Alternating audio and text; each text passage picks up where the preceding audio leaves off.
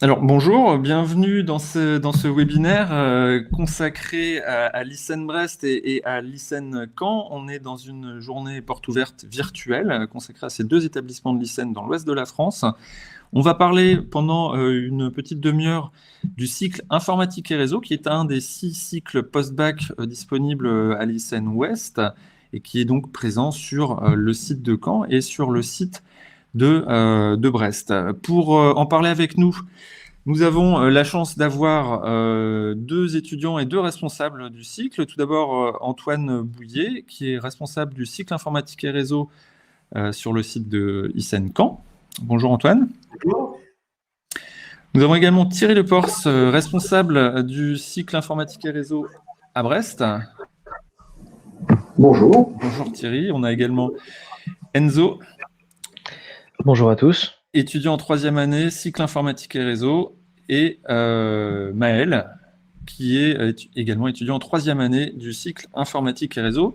Bonjour Maël. Bonjour. On a donc des profils d'étudiants un peu différents aussi, on verra tout à l'heure, hein, je vous ferai parler un petit peu de vos intérêts, de vos ambitions à l'ICEN, parce qu'on peut faire pas mal de choses après un cycle informatique et réseau. Comment ça va se dérouler? On a donc, je l'ai dit, une demi-heure jusqu'à 3/4 d'heure. Si vous avez beaucoup de questions, on pourra étendre un petit peu pour parler de ce cycle-là. Dans un premier temps, on va regarder une table ronde qu'on a préenregistrée à l'avance. Évidemment, pour rien oublier, pour tout savoir sur le cycle informatique et réseau, comment on y rentre, qu'est-ce qu'on y fait, etc. Et évidemment, nous serons là pour répondre aux questions que vous nous poserez dans le chat. Dans le chat, sur la droite, il y a deux onglets, soit l'onglet chat, soit l'onglet questions. Vous pouvez les utiliser tous les deux pour me poser des questions et on les transmettra aux responsables et aux étudiants qui pourront y répondre par la suite. Donc, sans plus attendre, on va ensemble regarder cette table ronde qui dure voilà, un petit quart d'heure, qui va permettre de brosser un panel assez complet du cycle informatique et réseau. Et nous, on se retrouve tout de suite après.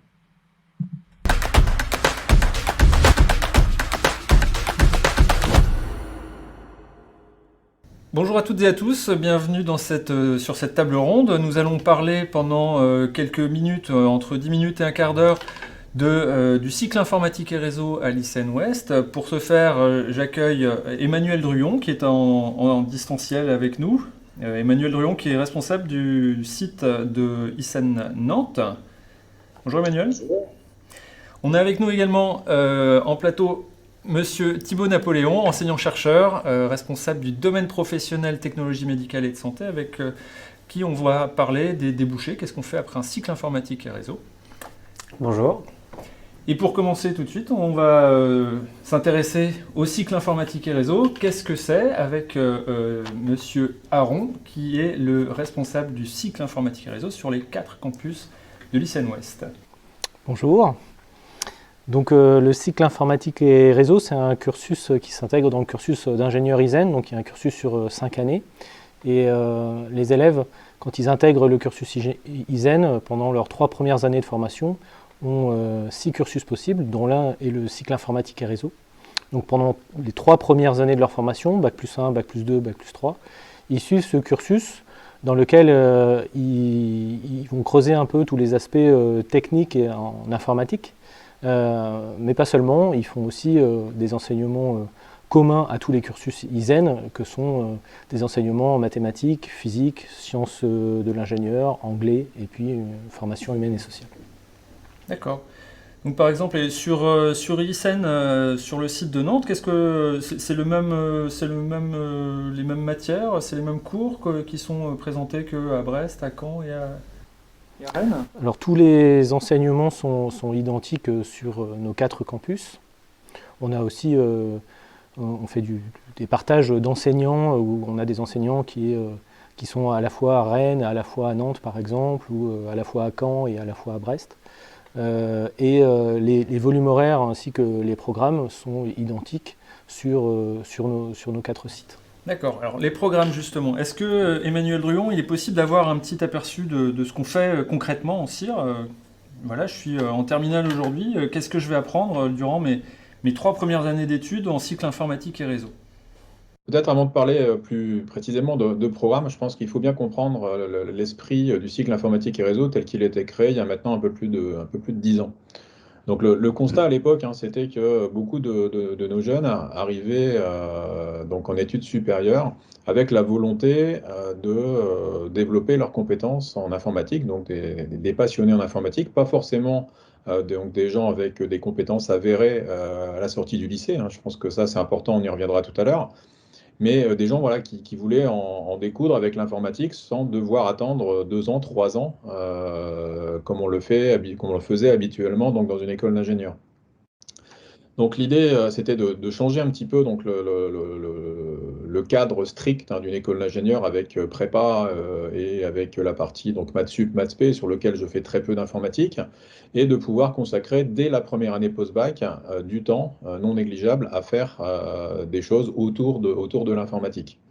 Donc bien sûr, il a fallu travailler avec les professeurs donc, des classes prépa, travailler avec aussi les professeurs, les intervenants, les professionnels donc, qui s'occupaient du cycle ingénieur. Il a fallu travailler également avec la commission des titres d'ingénieur, hein, puisque le diplôme reste le diplôme ICEN, et on ne voulait pas non plus casser donc l'ADN ICEN, c'est-à-dire l'ADN d'un ingénieur généraliste des sciences du numérique. Donc ça a eu un impact en termes de programme, hein, puisque du coup, on a travaillé plutôt à savoir comment intégrer l'informatique dès la première année.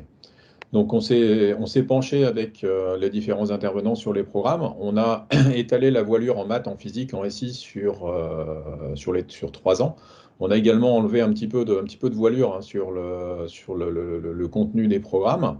Tout ça, ça a permis de libérer pas mal de temps en fait sur les 3 premières années pour pouvoir, dès le départ, hein, donc dès l'après-terminale, pouvoir faire de l'informatique.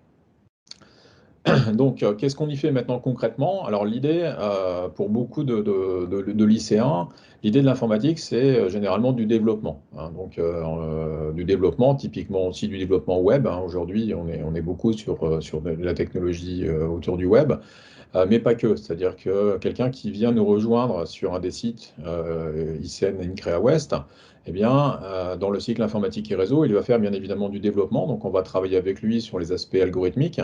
On va travailler avec lui sur comment concevoir proprement et efficacement donc, des applications qui vont être capables de tourner sur des ordinateurs, sur du matériel embarqué, sur du microcontrôleur par exemple. On va également travailler avec eux pour savoir comment on va faire du design d'applications web, à la fois sur la partie visuelle, hein. Donc on va travailler sur différents langages. Par exemple, on va travailler sur le HTML, on va travailler sur les CSS, on va travailler aussi sur les aspects dynamiques de tout ça, avec des langages comme le JavaScript, le PHP par exemple, qui feront partie donc, des choses vues lors des premières années. Mais là, on reste une fois de plus sur la partie de développement. L'informatique, ce n'est pas que du développement. Et l'idée, au travers de ce cycle informatique et réseau, c'est aussi de permettre aux jeunes de découvrir les autres aspects de l'informatique. Et donc, dans ce cadre-là, on va travailler avec eux sur les aspects système, donc système d'exploitation, bien évidemment, et travailler avec la partie réseau, hein, puisque aujourd'hui, un ordinateur est quelque chose qui va être connecté en permanence. Et des compétences donc, sur les aspects réseau sont des prérequis importants hein, pour tout ingénieur, qu'il fasse de l'informatique derrière ou qu'il fasse autre chose. D'accord. Est-ce que, alors justement, ce sont des domaines qui sont assez pointus, a priori. Est-ce qu'on a besoin en terminale d'avoir déjà eu des cours d'informatique, d'avoir suivi une option spécifique, une spécialité spécifique pour entrer en cycle informatique et réseau? Alors, pas du tout. En fait, l'idée, hein, c'est surtout d'avoir des gens qui se pensent passionnés de l'informatique. Alors, c'est un peu compliqué ce que je viens de dire, parce que qui se pensent passionnés, ça veut dire quoi? Bah, ça veut dire que l'informatique, ça m'intéresse. J'ai envie d'apprendre comment ça marche, j'ai envie de développer des choses, j'ai envie de voir comment un système d'exploitation fonctionne, j'ai envie de savoir comment ça marche sur les réseaux, mais je n'ai pas besoin, pour rentrer en cycle informatique et réseau, d'avoir déjà des compétences dans ces domaines. Hein, de toute façon, en général, l'idée sur les premières semaines, eh bien, c'est aussi de remettre un petit peu tout ça à plat, de casser aussi les idées que l'on peut avoir un petit peu de l'informatique, hein, parce qu'il y en a pas mal d'idées préconçues qui sont présentes dans la tête de chacun. et donc de remettre tout le monde en fait au bon niveau et de grandir ensuite ensemble hein, sur des aspects qui sont un peu plus théoriques et des aspects bien évidemment pratiques, hein, puisque la pratique fait quand même partie intégrante hein, de ce cursus, de ce cycle informatique et réseau. Mais aucun prérequis n'est effectivement demandé, si ce n'est la passion pour effectivement faire de l'informatique. D'accord, on a bien compris. Et l'envie de mettre les mains dans le code et dans les réseaux dès la première année, si j'ai bien compris. Tout à fait, hein. C'est-à-dire qu'on a bien un équilibrage, hein. Je dirais d'enseignements, par exemple, sont réalisés sous forme de cours TP, je dirais de TDTP, c'est-à-dire qu'on va travailler sur des concepts théoriques et les mettre assez rapidement derrière en pratique, de façon à ce que on garde cet aspect très opérationnel en fait du métier et non pas simplement que des cours, je dirais, purement théoriques, sans aspect pratique. D'accord, très bien. Alors, Michael Aron, est-ce que être étudiant en cycle informatique et réseau, ça forme des geeks? Non. Question volontairement un peu incisive. Oui. Non, pas du tout. L'idée, c'est... on reste une école d'ingénieurs généralistes. Donc l'idée, c'est de donner de solides bases en informatique à des gens qui, immédiatement après la terminale, ont envie de justement savoir ce qu'il y a derrière un ordinateur, savoir ce qu'il y a derrière un téléphone portable, et être à l'aise un peu avec toutes ces nouvelles technologies.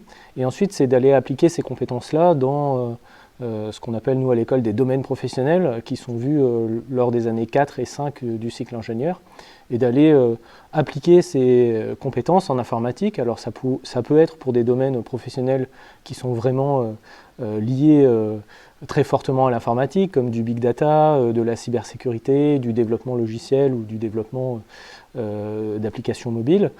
Ça, c'est des disciplines qui sont très très liées à ce qu'ont vu et ce que voient les étudiants pendant leurs 3 premières années de formation. Mais l'idée, c'est aussi s'ouvrir à d'autres domaines, comme la robotique, comme les technologies médicales et de santé, comme de l'ingénierie d'affaires et du management, où même dans ces disciplines, aujourd'hui, on a besoin du numérique. Dans l'agriculture aussi, l'idée, c'est de former des gens qui, pendant les 3 premières années de leur formation, ont une solide base, avec toutes les technologies numériques et l'informatique, et ensuite qu'ils aillent appliquer ces compétences-là dans tous les domaines qui, aujourd'hui, nécessitent des compétences dans le numérique. D'accord. Très bien. Et donc justement, transition toute faite, après un cycle informatique et réseau, on a encore 2 années d'études à produire, on appelle ça les domaines professionnels à l'ICEN. Thibaut Napoléon, vous êtes le responsable d'un des 17 domaines professionnels qui sont proposés à l'ICEN, à tous les étudiants de CIR, mais également à tous les étudiants des autres cycles. Qu'est-ce qu'on fait? Qu'est-ce que ça apporte d'avoir fait un CIR quand on veut être, par exemple, ingénieur dans les technologies médicales et de santé?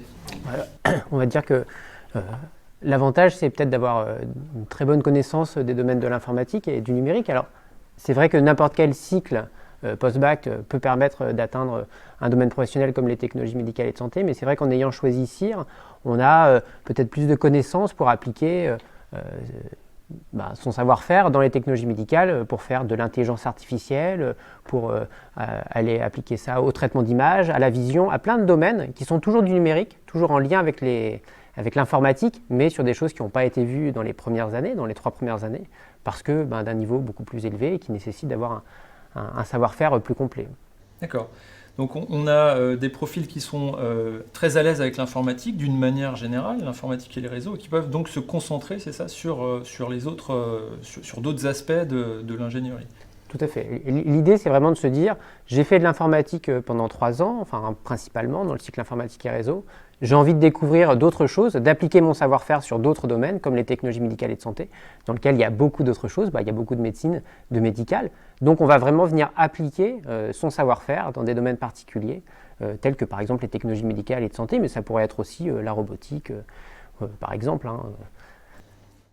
Alors, un autre aspect du cycle informatique et réseau qui est important, on dit qu'on peut choisir n'importe quel domaine professionnel après un cycle informatique et réseau. Comment ça se passe? Est-ce que il y a un concours, il y a un classement qui est nécessaire pour accéder à un ou l'autre des domaines professionnels? Alors en fait, pas du tout. Justement, dans l'école, dans l'ISEN, ce qui est important, c'est bien comprendre que quel que soit le cycle post-bac qui a été choisi, donc par exemple cycle informatique et réseau, tous les domaines professionnels sont ouverts aux étudiants. Donc c'est ce qui leur permet vraiment de venir appliquer leur savoir-faire, soit dans un domaine informatique, soit dans un domaine lié à l'informatique, comme les technologies médicales et de santé par exemple, ou alors dans un autre domaine, comme par exemple ingénieur de projet d'affaires ou encore l'énergie. Alors parfait, on n'a plus qu'à signer, je dirais. On fait comment pour rentrer dans le cycle informatique et réseau? Là, je me tourne peut-être vers Michael Aron.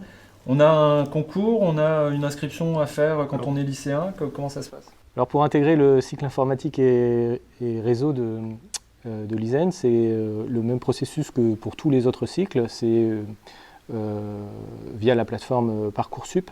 On s'inscrit sur le concours Puissance Alpha, ça compte pour un vœu. Et cette inscription au concours Puissance Alpha permet d'ouvrir à toutes les formations proposées par un ensemble d'écoles qui font partie de ce groupement Puissance Alpha, et dont toutes les formations ISEN, et dont le cycle informatique et réseau. Et ce concours Puissance Alpha, c'est un concours qui a lieu au mois d'avril, qui est un QCM dans des disciplines scientifiques en anglais et puis des tests de logique. À l'issue de cette journée de test, le candidat se voit attribuer une note qui va compter pour 40%, et les autres 60%, c'est une note établie d'après ses bulletins de première et de terminale. Et le concours Puissance Alpha, à partir de ces deux notes, établit un classement des candidats qui ensuite choisissent les formations sur lesquelles ils ont postulé. Très bien.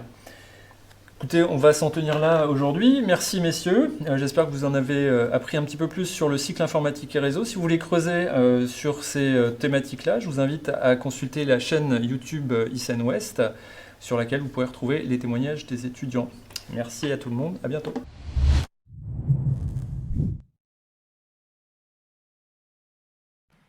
Alors, la magie, je me téléporte ici. En fait, juste pour anticiper les questions sur le concours, parce que la vidéo se termine sur on a tourné la vidéo juste avant les annonces des aménagements du concours Puissance Alpha. Donc cette année, le concours Puissance Alpha, les épreuves écrites n'auront pas lieu.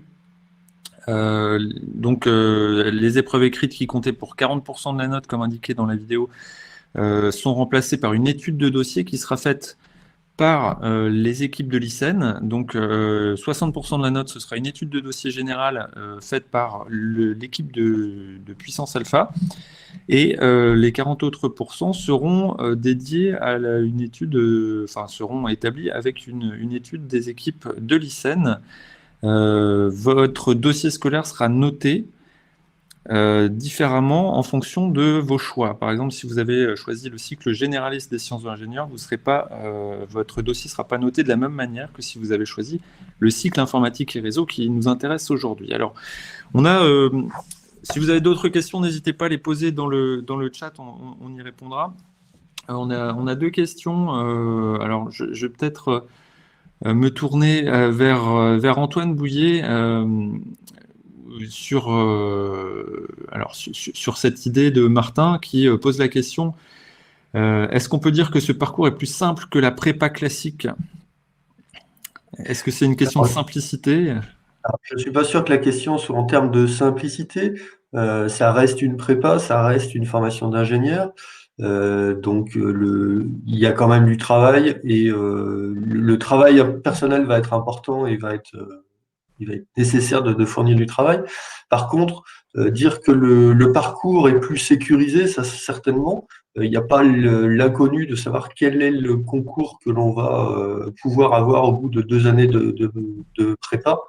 On rentre dans une école et après on passe d'une année à l'autre au contrôle continu. Donc si tout se passe bien, on a la possibilité de faire les 5 années avec un travail régulier et correct et suffisant.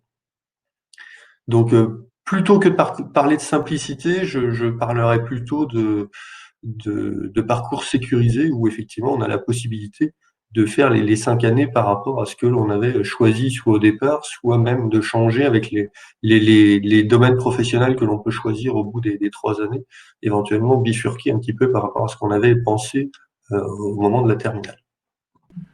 Oui, alors très bien. Alors je peux peut-être faire parler Maël à ce sujet. En fait, on a sur le fait que ce soit une prépa intégrée, Maël, toi tu es en troisième année. Tu peux parler de la prépa intégrée, justement. L'ambiance est peut-être un peu différente que dans les prépas classiques où on prépare un concours. Et puis, je crois que tu peux nous parler également de tes ambitions. Tu ne souhaites pas forcément continuer, toi, l'année prochaine, dans un domaine numérique informatique. Deux choses. Ouais, bah, bien sûr. Concernant déjà la prépa, c'est vrai qu'on a peut-être un peu moins la pression qu'on pourrait avoir dans une prépa plus classique. Ça nous permet d'être un peu plus libre à ce niveau-là. Je sais pas si c'est plus simple, mais en tout cas, vu moi l'informatique c'est quelque chose qui me plaisait dès la terminale, donc du coup on est dans un domaine vraiment pour lequel on a une vraie appétence et pour lequel on a vraiment envie de s'investir, donc du coup c'est plus simple de cette manière-là de s'investir dans quelque chose qui nous plaît. Là où dans une prépa classique, la dose de maths physique m'aurait peut-être un peu rebuté à continuer pendant 5 ans mes études. Et alors sur le côté de mes ambitions futures, moi je vise le domaine professionnel ingénieur projet d'affaires, dont on parlait tout à l'heure dans la vidéo. Et donc c'était important pour moi de faire durant les 3 premières années, d'avoir une solide base informatique durant les 3 premières années, pour être capable de mener à bien certains projets personnels et professionnels futurs, de savoir comment ça se passait, de savoir comment ça fonctionnait vraiment l'informatique derrière. Et ensuite de me diriger plutôt vers voilà, quelque chose dans le management et le commerce, qui était aussi là un domaine pour lequel j'avais une vraie appétence. Voilà, je ne sais pas si la réponse aux questions est claire. Ouais, bah, très bien. Et du coup, c'est vrai qu'on voit que rien n'est fermé, je veux dire, après un cycle informatique et réseau. Et justement, Thierry Lepors, il y a Jules, alors j'ai pas oublié Jules hein, dans le chat, qui posait la question au départ. Quel est le pourcentage d'étudiants ayant suivi le CIR et choisissant une autre coloration pour son diplôme? C'est une question piège parce que je ne suis pas sûr qu'on ait les stats exactes. Oui, c'est ça. Si je sors mon papier, oui, je vois. Non, je n'ai pas les chiffres exacts. C'est que on a en fait beaucoup, je trouve, de CIR qui vont pas forcément en fait, faire de l'informatique après. Je pense qu'on se retrouve avec une bonne proportion de CIR qui se disent bah, j'ai déjà de bonnes connaissances en informatique, dans le numérique, dans le réseau, et bah, on se rend compte que beaucoup d'entre eux en fait veulent voir un petit peu ce qu'il y a après. Donc, pour donner quelques cours aussi dans les domaines professionnels, on envoie en environnement développement durable, on envoie en effet comme pendant la présentation ce que disait Thibaut Napoléon dans les technologies médicales et de santé. Voilà. Je pense que ça se répartit plus après les premières années de CIR. Voilà. Je ne pourrais pas donner de chiffres, mais c'est vraiment assez varié. Oui, parce que l'intérêt de faire un cycle informatique et réseau, c'est d'avoir déjà un très bon niveau en informatique à l'issue de ces 3 premières années. Alors, concrètement, comment ça se traduit, Thierry, sur les cours et sur le niveau attendu en fin de troisième année? Comment ça s'articule? Alors, le niveau attendu, de toute façon, on a une base qui est demandée de toute façon pour tous les cycles post-bac à l'ISEN, que ce soit en biologie, en environnement ou en cycle informatique et réseau. On a des bases en maths physique qui sont assez importantes et le cycle informatique et réseau donc apporte plus, en tout cas, de compétences, j'allais dire vraiment de compétences aussi pratiques. C'est ça qui est important. C'est quelque chose sur lequel on insiste beaucoup en général quand on parle du cycle informatique et réseau, c'est que on a beaucoup de pratiques. Toutes les matières informatiques se font sous la forme de cours TP. Et donc, ça se reflète dans les années supérieures, 4 et 5, par des élèves qui vont tout de suite, je trouve, mettre la main à la pâte, voilà, prendre leur ordinateur, on va attaquer le problème. On a des habitudes, on sait faire des choses, on n'a pas peur de ça en tout cas. D'accord. Toi, Enzo, alors, tu étais intéressé par l'informatique quand tu étais en terminale, tu n'en avais pas forcément fait, c'est ça? Et comment tu es arrivé à l'ISEN du coup? Oui, c'est ça. C'est exactement ce qu'a dit Monsieur Druon dans la petite vidéo au départ.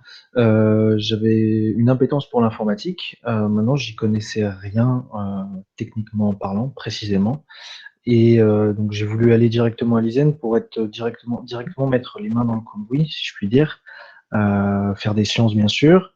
Pour être un ingénieur, c'est basique, mais directement développer mon côté technique et ça a matché. Donc, ce qui fait que je reviens sur ce que disait Maël. Avec l'appétence que j'avais dans ce domaine-là, la prépa paraissait beaucoup plus simple. Donc voilà, c'est l'ISEN qui m'a fait aimer l'informatique. D'accord, d'accord. Donc quand tu dis que effectivement ça te paraissait plus simple, en fait c'est vrai que on revient à la première question, c'est la simplicité, elle est dans le fait que vous avez déjà un intérêt pour une matière, quoi. Oui, c'est ça. Il n'y a pas de C'est le côté théorie à ça. passion qui fait que le temps passe plus vite et qu'on voit pas ça comme une contrainte d'apprendre une leçon, si Ah je puis oui. dire.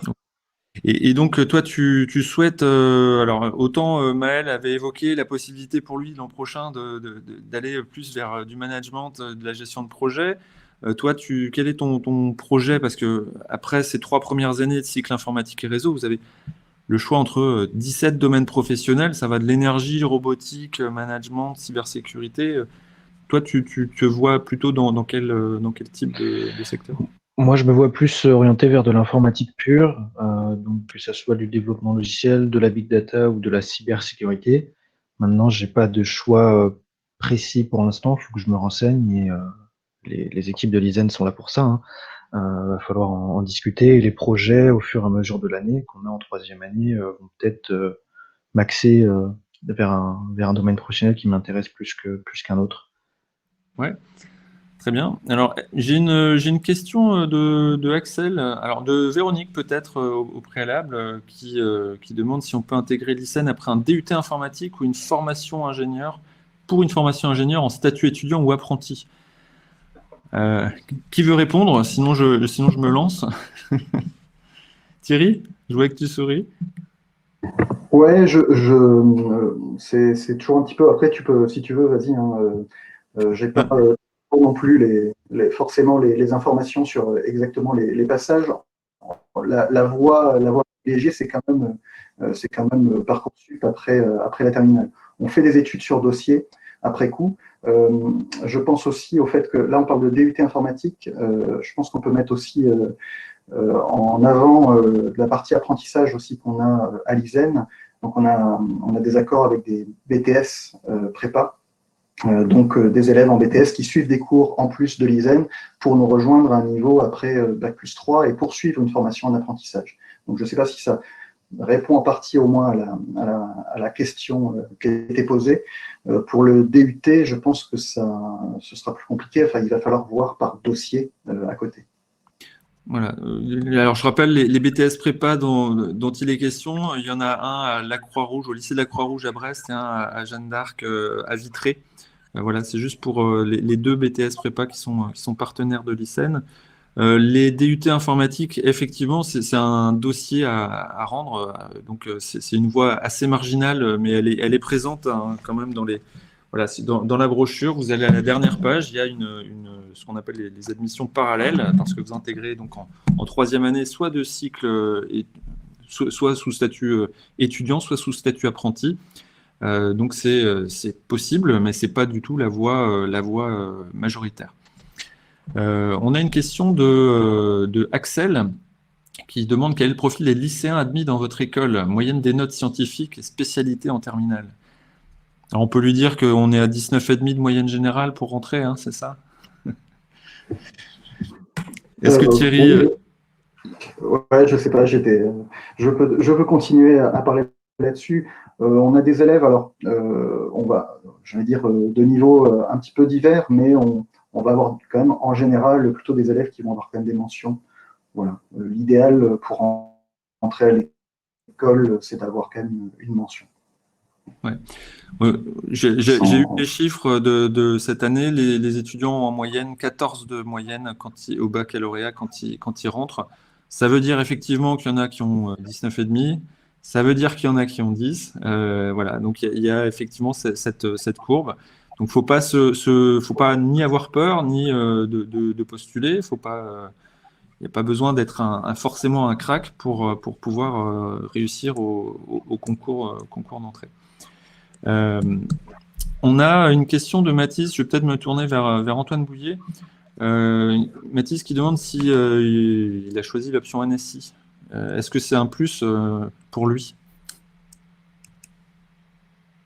On n'a pas le son, Antoine.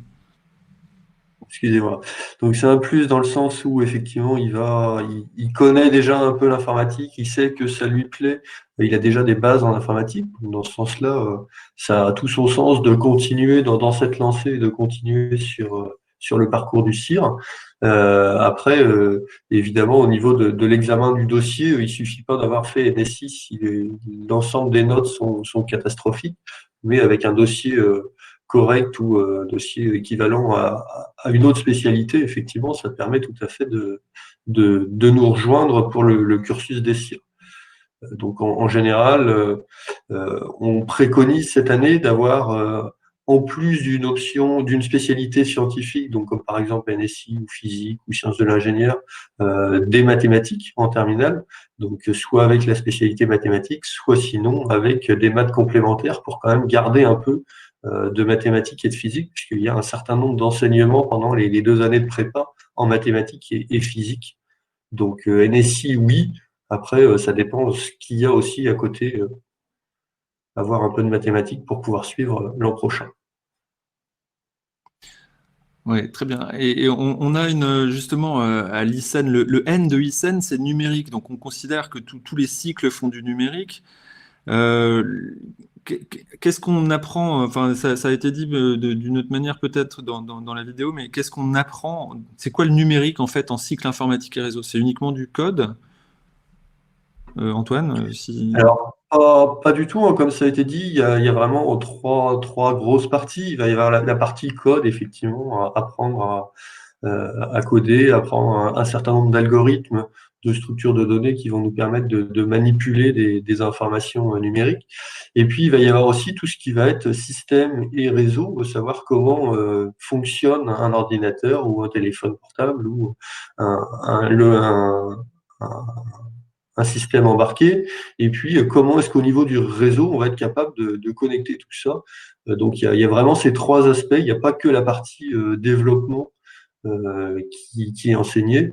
On va essayer d'être compétent sur les 3 domaines au niveau du CIR. Alors après, on aura la possibilité de se spécialiser un peu plus sur un des domaines au niveau du domaine professionnel, mais pendant le CIR, on va étudier avec un certain détail, ces 3 parties, le code, les systèmes et puis tout ce qui va être réseau. très bien. Alors je vais me retourner vers nos étudiants, Maël.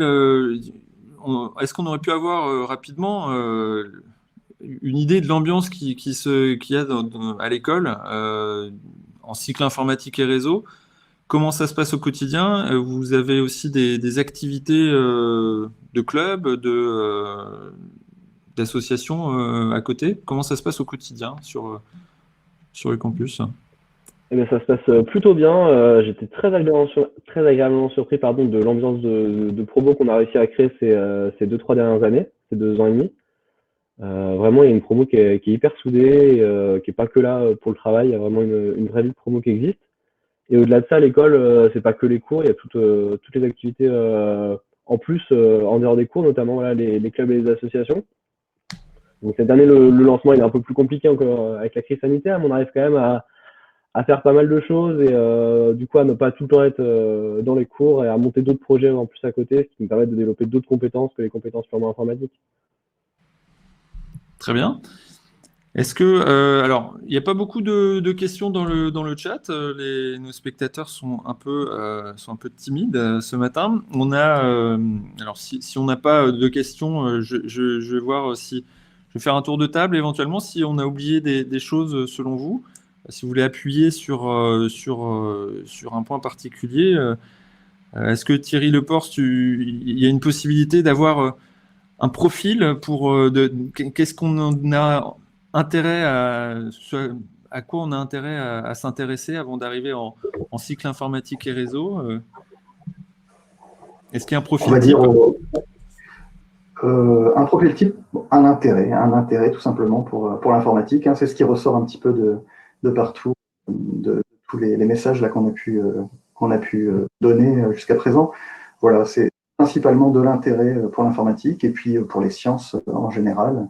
On a beaucoup de sciences, mais voilà, faut avoir aussi en tête que dès la première année, on va avoir beaucoup d'informatique, de réseau dans l'emploi du temps. Enfin, ça va représenter un certain nombre de matières. Peut-être pour parler un peu plus matière, on va enseigner l'informatique à travers un langage qui est le C. Voilà, donc on va avoir des cours d'algorithmie et des cours de programmation en C, donc qui représentent voilà, plusieurs heures. Enfin, c'est un bloc qui est proche de, on va dire, des maths et de la physique, en tout cas. Enfin, c'est au même niveau ce bloc-là. Et en plus, on va avoir du web, on va avoir du réseau, un petit peu de culture numérique, donc des choses assez variées. Donc il faut forcément être intéressé par ça, ne pas avoir peur. Ouais. Tiens. D'accord, donc faut s'attendre à avoir des maths, de la physique et de l'informatique à un même niveau d'égalité et d'intérêt. Très bien. Tout à fait. On a Damien qui pose la question de quel type d'entreprise intègre vos étudiants? Thierry, est-ce qu'en tête, comme ça, on a des idées? Alors, je rappelle, dans la brochure, on a toute une partie avec plusieurs entreprises. Donc, vous verrez il y a des entreprises du numérique, il y a aussi des entreprises voilà, qui sont dans d'autres secteurs d'activité, Siemens, General Electric, Vinci, Enedis, etc. Mais il y a aussi des entreprises qui accueillent nos étudiants. Alors, après leurs études, quand ils sont ingénieurs, mais également en contrat d'alternance en dernière année, pour ceux qui choisissent d'alterner. Quel type d'entreprise pour ceux qui continuent dans l'informatique et le numérique, Thierry? Alors on pourrait en citer quelques-unes. Les grands types, après, ça va être les industriels. On voit beaucoup, par exemple, à travers les stages et les alternances aussi. On a beaucoup d'élèves qui font de l'alternance en dernière année, donc qui ont déjà un pied dans l'entreprise. Certains, enfin beaucoup, continuent après dans ces entreprises. On va voir des entreprises en effet industrielles comme Thales, comme DCNS. On va voir aussi des entreprises qui sont, on va dire, plutôt orienté sur le développement de logiciels. On a une partie aussi des élèves qui partent sur des entreprises comme ça, qui vont être des ESN. On va avoir des choses un petit peu plus, plus exotiques parfois également. Voilà, des élèves qui partent aussi dans des entreprises internationales. Mais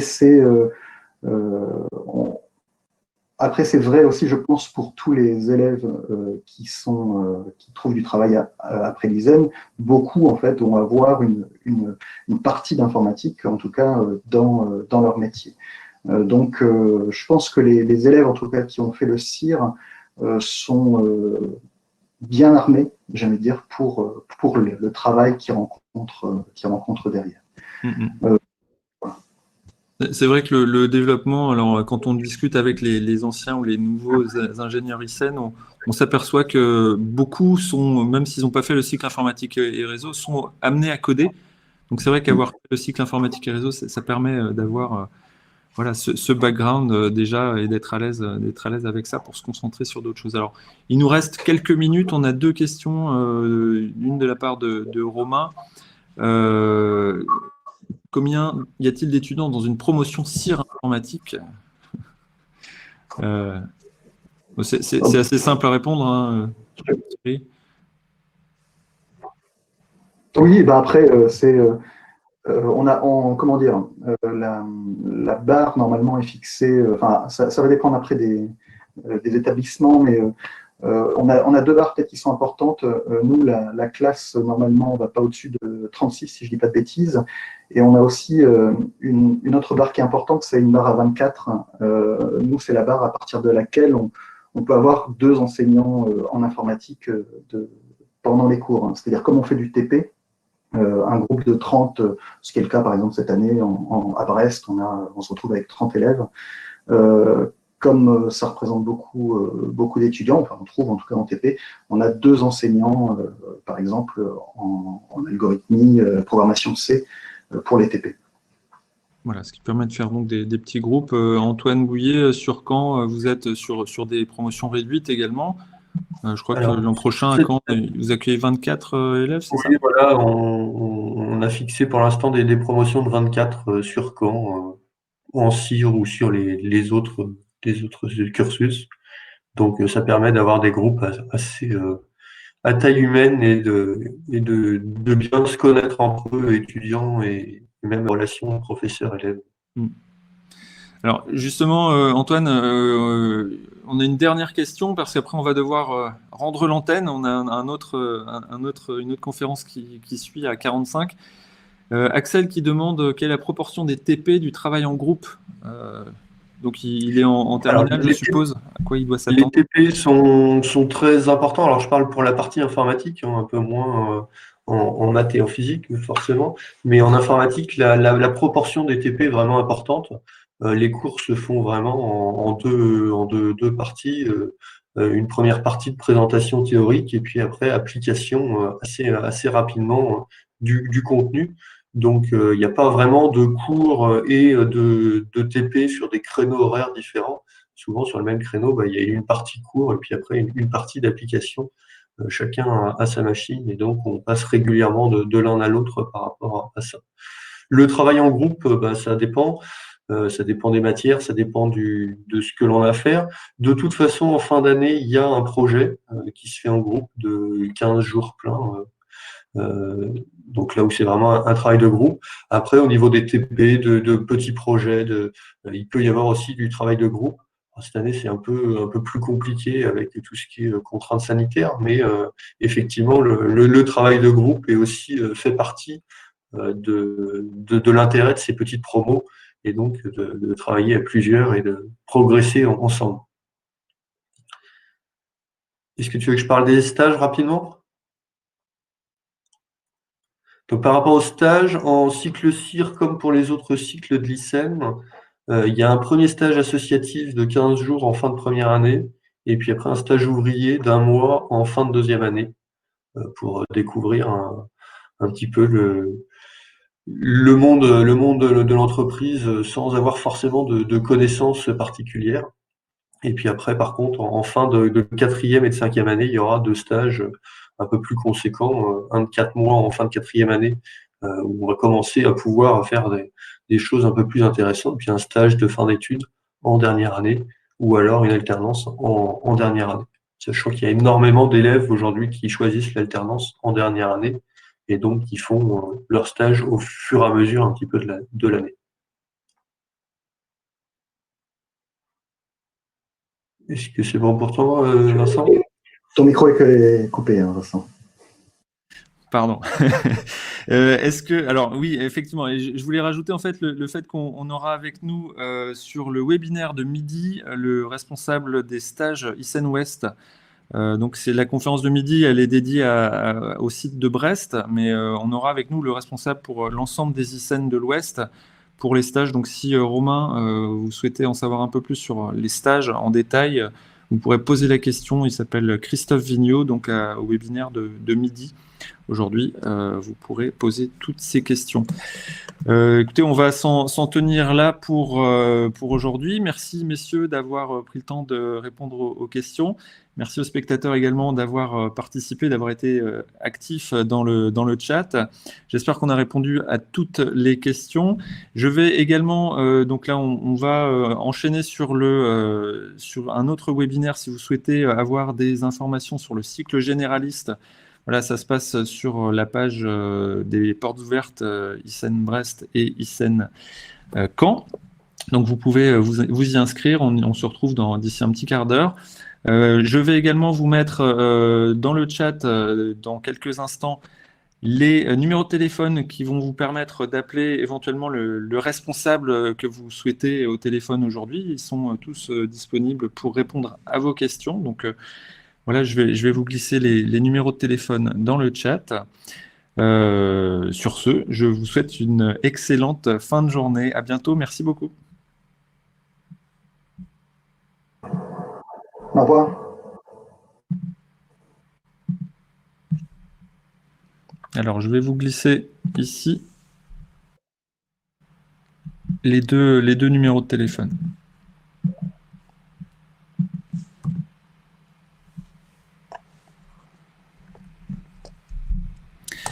Merci à tous.